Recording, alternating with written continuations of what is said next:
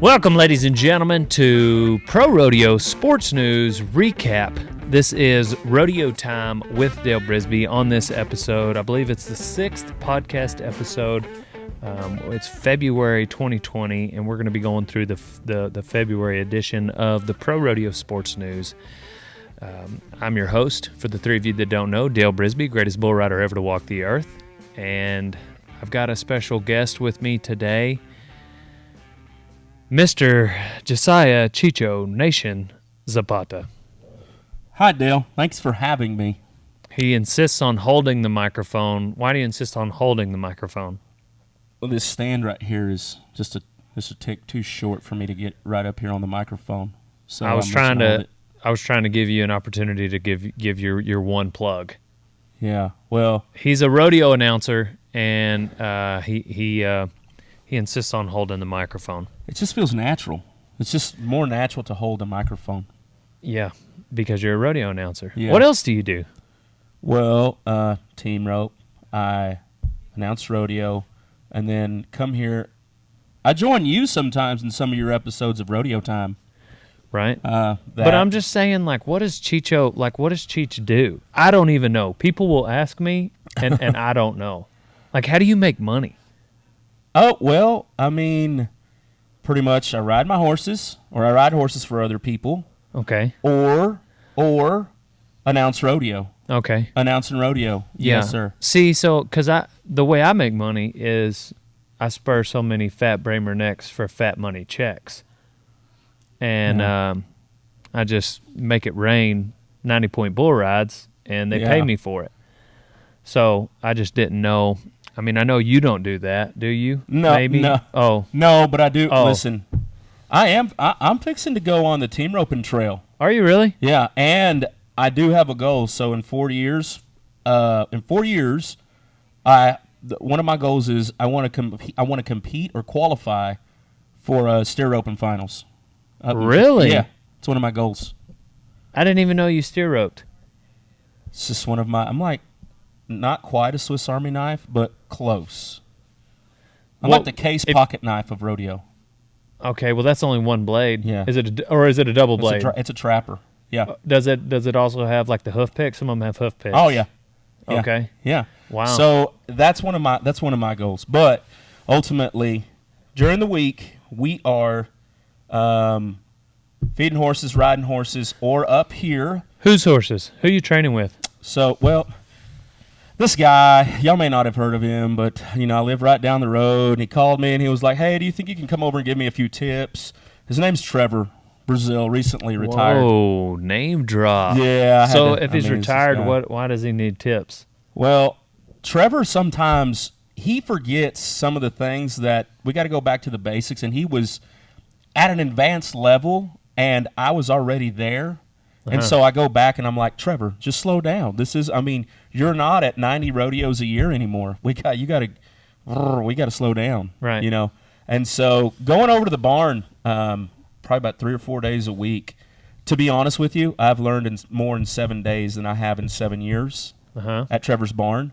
But he still comes to me for advice. Yep. Yeah. Gotcha. So you, as the teacher, you learn.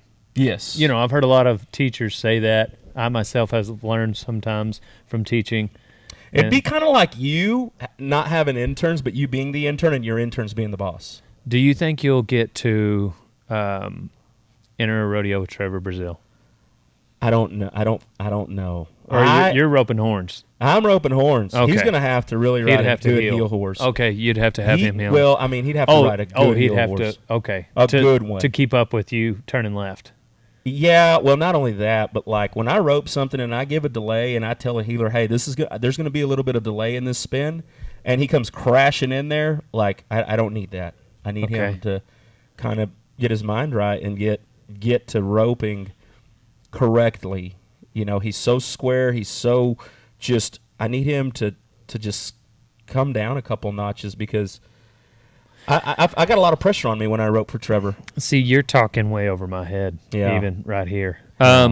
Here we go. We've got with us today, again, like I said, the ProRodeo Sports News magazine. Mm-hmm. We're going to go through it, just talk about some highlights. We've not looked at it at all for even a second. maybe. But we're going to go through here. Cool flicks. Best images of 2019. Also remembering Hall of Fame bullfighter Wick Peth. Here we go. Cheech, and if you've got any thoughts here, that's basically what we're doing is we're telling the citizens of Winnebago out there, we're letting them know, hey, this is what's going on. Here we've got, I want to talk about Jake Brown, and second page, tops in Texas Circuit. 30 champions of the Texas Circuit were crowned. So Jake, I'm pretty sure he won all 3 rounds at the circuit finals in the bareback riding. Good friend of mine. We've been on the rodeo trail together, and one thing you need to know about Jake is he will ask you to help him in the bareback riding, and he will not, no matter what he says, stick around to help you in the bull riding. So not going to happen. Rope? Nope, he'll be gone by then. Bareback riders do not like to wait around. Are the first ones there and the last ones to kind of like, or the first ones to leave and the first ones there? Both. Yeah. First one's there, first one's to leave. Jake Brown. So I'm glad that you won $7,000 and you have thumbs up there at the circuit finals. But how about let's stay longer than whatever the second event is, timed event. Bulldogging. Yeah. I almost said team roping, but that's right before the barrel racing. Yeah. Yeah. So, moving on, we've got one thing that's not going to be in this magazine are our Fort Worth winners. Yeah. Tilden Hooper, 90-plus points in the bareback riding. Yeah. Won Fort Worth. Dawson Hay, now on a Frontier horse, won the saddle bronc riding. And not just a ride, like a whale of a ride, like a display on how to ride a bucking horse, like an amazing display. Yep. It's really good. So who won the timed events? So I do know this. I know that Tough Cooper walks away with second place. I'm not real sure who walks away with the number 1 spot, but I think there was a split right there. I'm not real sure about that. But there is one thing that I do and I'm excited about. The breakaway roping is now in Pro Rodeo. And so it's another event that's going on the timed event side. Yeah. So for the ladies. Yep. Yeah. They're pretty salty. Absolutely. We've got in the world standings, Win Ratliff winning the bareback, Wyatt Casper winning the saddle bronc riding, and JT Moore winning the bull riding. Now, talking about February, are you worried about the world standings? Cheech, and your race to make the steer roping finals.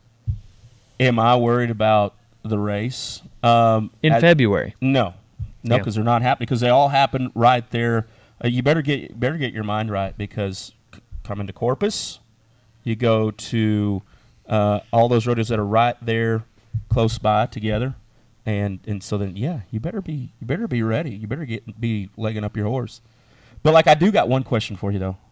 Out of all of those world standings right there, who are your picks in the rough stock event right now that are going in there in the 2019 and the 2020 season that you'll see in December at the big show in Las Vegas?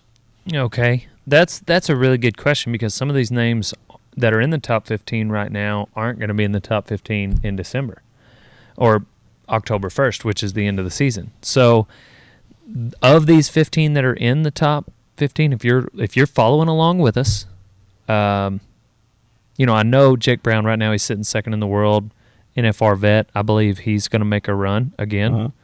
Tim O'Connell is sitting 15th. He'll be climbing up there, and he'll be in, third, fourth, top 5 by the time it's all said and done. Anthony Thomas, I hope he makes it. He's from Australia, down under. Let's move on to the saddle bronc. Whoa. Parker Kempfer is from Florida. He's sitting 12th. Man, it'd be neat to see him stay in the top 15. Young guy, single, I believe, ladies. Jacobs is 10th. It's just so early. I don't even know. I hate to play this game right now. The reason that I ask, though, is one of my main reasons for asking is there is a lot of rookies. There is a lot of rookies in the top 15 right now. Well, yes. In the world standings. There's a lot of guys right there that are not veteran guys that are sitting. Or it would be their first NFR. Yeah. Yeah, a ton of them. That's exciting. Yes, it is. Cheech, thank you for that. Crawley battling nagging leg injuries, which is funny to me that they use the word nagging because he was a bit of he liked to nag me when we were roommates in college. Yeah. You nag me sometimes, but I mean, Jacobs legitimately is climbing on. I mean, I'm not taking any way away from the great Dale Brisby, but he's climbing on world champion Buckenstock. NFR patches on their rumps. You tried to do that with everything. You tried to have like world champion like cleanliness in our room, and he didn't. I was pretty sloppy. So, I don't know. It probably was pretty normal. It probably wasn't like nagging by everyone's definition. Okay, so the worst, I mean, like, how do you feel his leg injuries right now? Like a scale to 1 to 10, what do you think? Oh, I mean, he's still riding. He's still getting on. So like and it's February. Yeah. So, no, it's definitely more than a 2. Okay. If they're writing about it in the PSN, then it's definitely more than a 2. If it's article worthy, then I'd say it's at least a 7. Okay. No, probably not an 8. You get to an 8, 9, and 10, he's not rodeoing that hard in February. He's not going to go to, and unless maybe he's not. We're going to get into some images here. Now, this is something you're going to see on Rodeo Rex. I'm flying through the air. This is not good. What is your, speaking of Rodeo Rex, what might be your most embarrassing moment in the arena that you can remember? For me? Or like you're on the microphone, not necessarily in the arena, but maybe you're in the crow's nest. Did you say something, mispronounce a name, accidentally fart, and they heard it on the microphone? No. I think one of the most embarrassing moments I've had is probably the entire power going out for like 5 minutes, and I didn't really know because in my ear monitor it was battery powered. And so, like, I could hear myself, but I didn't know for at least 20 seconds that the power didn't go off. So I was still talking, like. And everybody's looking at you. Everybody's just looking at me like, and you're like, wow, I really got their attention. Yeah. That's not that embarrassing. That's not what I'm talking about. Okay. I'm talking when about when I split my jeans. Where? Commando. When? I don't really want to talk about it. That's why you have a microphone in your hand is to talk about it. All right. So actually it was in College Station. It was at a team roping in the 10 building over there at what's the name of the building? In Bryan. In Bryan. Yeah, I know what you're talking about. Okay. So I was there. I reached out there to it was hot. It was muggy. As always in Bryan. Yeah. I was sitting there. I was fixing a rope. I stretched, and I heard the inevitable noise of, and it was my britches on the backside, and everybody got to see part of my ham. Were they just too small? Were they too old? What was it? A little bit of both. Okay. A little bit of both. Okay. You know how it is on a hot, clammy day? You know what I mean? Like, and it kind of wants to stick, and your pants aren't. Yeah. Were you going? And you were going commando. You already said that. Yeah. I mean, that's the risk you take, especially being when I got off my horse, it was even worse than what it was when I started. I'm looking through here. We got a lot of bullfighter pictures. Jacobs and Mineral Wells. Mm-hmm. We've got some queens. What is the most embarrassing thing you might have witnessed for a contestant and or queen, committee man, any of those things? I think a queen falling off the when they bring the queens in. It's always I feel so bad for them. When they were bringing the queens in, Okay, we get that. They were bringing the queens in. And she went to step off of the horse-drawn little buggy they were on and just bodies herself right off the back of this thing in front of everybody. And I really thought that she had knocked herself out, but really, in reality, she was so shocked that she fell, and she got up, and her makeup was just kind of smeared a little bit, and little dirt was kind of all over her. It's like the most often thing to go wrong at a rodeo is a queen or someone in the grand entry getting bucked off. The most recent one I saw was in Denton, coming out. They were trying to leave out, but nonetheless, you feel bad for them. Can't help but But rule number one, though, like in the grand entry, can I just say this for a second? Rule number one, if you're going to have a grand entry or the girls are coming in with the queens and the flags, close the gate behind them. That way if somebody gets bucked off, like horse doesn't just 9-0 it out the – gone. Yeah, they're just going back to the trailer. So, memoriam? Memoriam? I've not ever seen that word. I don't think I've ever seen that word before in my life. Memoriam with an M at the end. Not a memorial. Wickpath. Hall of Famer passes. I personally never got to meet him. I saw some people post pictures. They've got a picture here. He's turning back a bull. That's what they got hired for back in the day. It wasn't about protecting the Cowboys, it was about turning bulls back. Is that what it was? Dude, you talk to any old bullfighter, if you could turn a bull back, you had a job. All pictures of my old man fighting bulls, he's turning a bull back. You know what I think? Because not every bull turned back then. Okay. They needed help. A lot of them were mean, and they would buck, jump, kick, but they may not turn back. I love it when you talk to an old school bullfighter, and they will tell you that they fought 100 bulls by themselves. Yeah. When they were bucking bulls, like with no vest. No vest. And two, like a lot of those bulls that were mean, since they weren't as rank as bulls today, were probably harder to fight. Because I've seen they're flat, like Sammy Andrews bulls. Like easiest pin of bulls to fight that, because they want to kill you, but they also are bucking their guts out, and they don't have time to kill you because they're 4 feet in the air. Do you think that... But back then, not the case. You had to get around them, old son. Like, turn them back. How many hookins do you think? You think there were more hookins back then than there were today? Because of that? Just bulls being a little... Yeah. Just the difference in... I don't know. I mean, that's a good question. Because, they do buck harder right now, but they'll still get you. They'll still get in your shorts. I feel like it's just hard for me to speak about that era. Have you ever taken a hookin? Yes, of course. I've taken a few. They were on purpose to save people. They were on purpose. Yeah, and I've never taken one that I didn't want to take. I'll say that. Yeah. Have you ever taken a hookin? No. I'm pretty much on the fence. When things start getting hooked, I'm on the fence, or I'm kind of watching from a ways back. Going to the Business Journal, definitely my favorite part of the Pro Rodeo Sports News. The thing about it, this looks way different. Why is everything? There's no lines in there. They don't have as much info on these. Why did they collapse everything? Interesting. I'm going to talk to my good friend at the PRCA, Mr. George Thomas. We're like best friends. George Taylor. This right here is what will get a rodeo cowboy in trouble.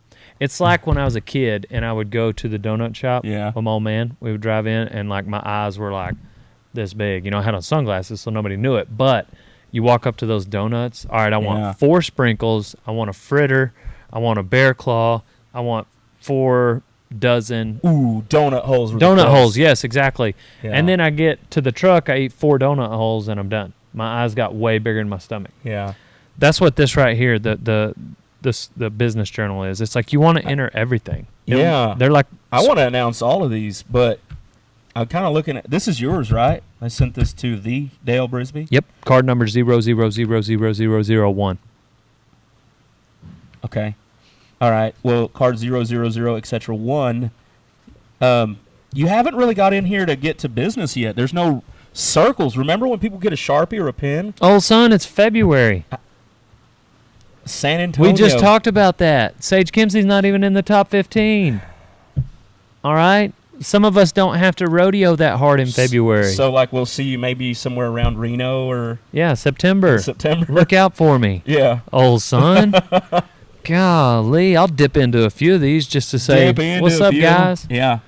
Beaumont's, look, Goliad, Ocala, Lincoln, Nacogdoches, Texas, Montgomery. Yeah, I can read, okay? These are close to the house. And you're not going to go? I mean, I don't know. I might, but how much they got added? Not enough. 2,500, 2,000, 5,000, 12,000. I mean, like, That's not enough for Dale Brisby to sniff at. Oh, that's not enough. I think somebody should go to Montgomery, Alabama for 10,000 added. Does it need to be me? I don't know. No, probably not. Tough enough to wear pink nights. Homestead, Florida already happened. Rapid City already happened. Yuma, Arizona already happened. Thank you for joining us this episode of the Pro Rodeo Sports News Recap. We have flown through the magazine. Cheech, what do you have to share with us, closing remarks for the citizens of Winnebago out there? Keep your head on a swivel. If you see a guy running in a wiener dog suit or a wiener suit, just wave. And also, be looking out because you got some cool stuff heading out. Guys, it's going to be pretty exciting coming in here, and I mean exciting. You've got your two guys that are full-time now. You got J.B. Mooney. Yeah. You got... Hey, JB is... I've heard JB telling people this, so I don't mind talking about... I mean, he might... I like to say Lord willing. I don't like to, say like this is going to happen. Like, I like to say Lord willing at the end. Excuse me, that's a burp. JB, Lord willing, is hoping to move up here to Winnebago. To Winnebago. Yeah. Well, so, we're going to have him with an open door. It's a long-distance mentor relationship that I have with him. And so he's like, man, if I could just come up there by you, then I could get your help with my bull riding stuff all the time. Yeah. You know what I mean? Like, why not just live by your mentor? In the comments, I would really like to know, though, if you would be willing to host an open house. If J.B. Mooney moves to Winnebago, do you think you'll have an open house event? I've kicked it around. I don't know that I really, because I've talked about having bull riding schools. Yeah. Talked about having like just a little bull riding practice pen where you can come watch, and then we have live music after. And so like just a JBDB hangout. Mm-hmm. I've not ruled any of it out. Come to the warehouse. I got locals that come by the warehouse to pick up their Delaware. You never know. Maybe. To answer your question, maybe. Maybe. Well, I'm pretty excited to see what 2020 brings for Winnebago, Texas, and for each and every one of you guys. Dale, thank you for... Oh, wait, that's your spot. I'm sorry. Yeah, it's okay. Thank you for coming on the show. Guys, if you'd like to, if you're in San Antonio area, check out our rodeo booth, our Rodeo Time booth there at the Stock Show and Rodeo. We just wrapped up Fort Worth. We have like 8 booths throughout the year, one every month and a half on average, I guess. So, with the big one being the NFR, you got to come out there. Find me at Cowboy Christmas. And if you can't make it to a booth, DaleBrisby.com. Shameless plug, because it's always rodeo time. Bucking stock around the clock. Pow, pow, and on to the next one, old son.